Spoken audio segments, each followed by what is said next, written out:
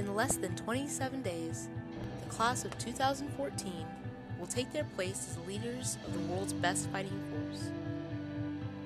2014, you're faced with a difficult task. In a world filled with binaries, yours is the responsibility to lead during times of uncertainty. It is our hope that in making this video, we can assist you in applying the critical lens to the issues that affect our soldiers today.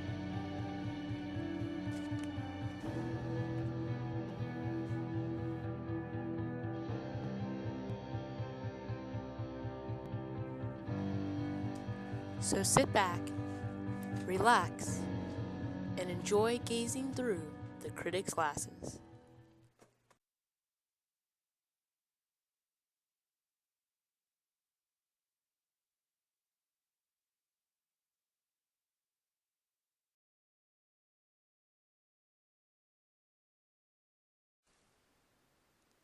We applied this theory of double consciousness to the newly published AR 670-1.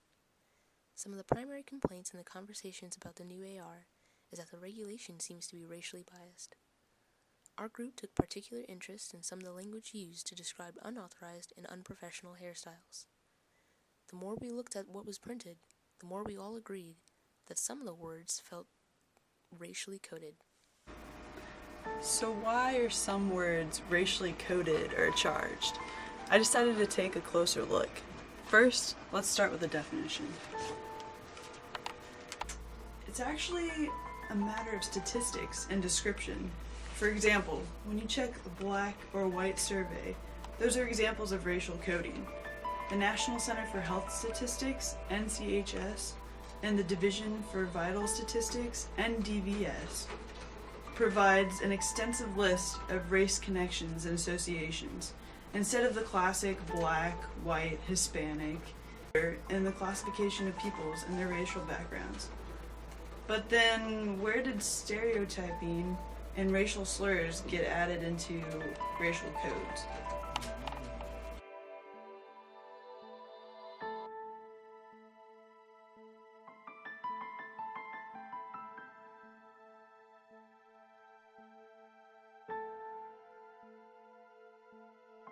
I suggest it was racism.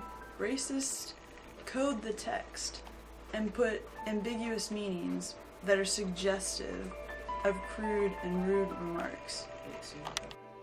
But what does all of this have to do with the United States Military Academy, its cadets, and soldiers, leaders in training?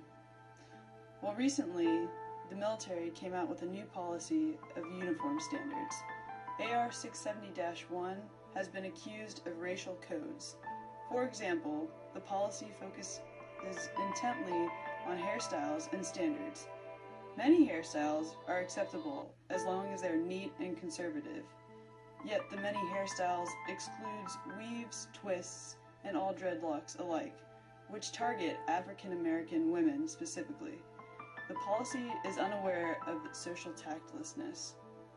Moreover, the policy is unaware of the economic inefficiencies and cultural insensitivities. AR 670-1 does not take into account the consideration of history and culture, plus the biological makeup of black hair. If the military understood the culture of black hair, then they would have stayed away from these racially charged words. The definitions that AR 670-1 uses are not offensive. It is the word choice, however, which is.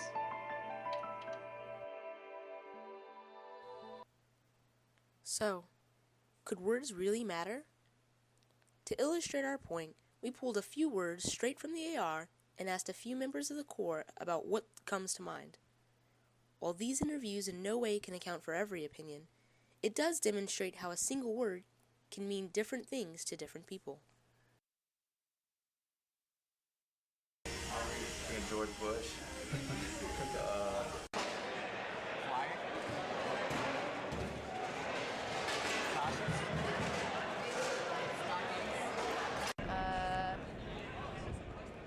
Republican and military. Like politically? Just whatever. Just Probably like not too flashy, basic colors, nothing too fancy. Probably wearing pants. Conservative image. Think someone who's modest. Think of someone in like business casual as far as like physical clothing, like a working person, someone who works. I think of like homeless people. Like I have an image of a dude, like a bum, you know what I mean? Dirty. Some of our bathrooms. Ragged. Ragged? Just like disheveled, like tattered, like dirty, stuff like that. Probably baggy and too big. Ragged, think of homeless people.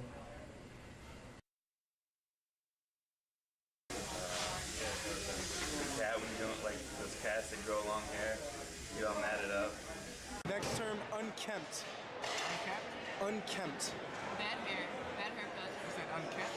Yeah, unkempt. Yeah. Not shaved. Bad haircut. Junkie room, something. Fancy ponytail. My hair right now, I'm getting a haircut. Think of someone who doesn't really take care of themselves that well. Words matter, and the word choices that you use matter. So when publishing a memorandum or assigning tasks in the Army, just remember that each person does not think the same signifier, and that results in many different signified meanings. In the case of AR 670-1, we can see how words hold more meaning than just the literal definition. For example, cornrows not only signify a style of hair, but have an association with the African American race. Additionally, AR 670-1 is open to the interpretation of many races, and therefore must be conscious of its wording. Understand your soldiers and who they are. The sensitivity to certain words in the regulation arise from the African American audience's perception that they must choose between the race they are and the profession they've chosen. This feeling is matched not only with the understanding that one is vastly inferior to the other, but it also that it's less professional and less capable. By being aware of the concerns your soldiers have, you will be better able to build up your unit and avoid tearing any one particular group down.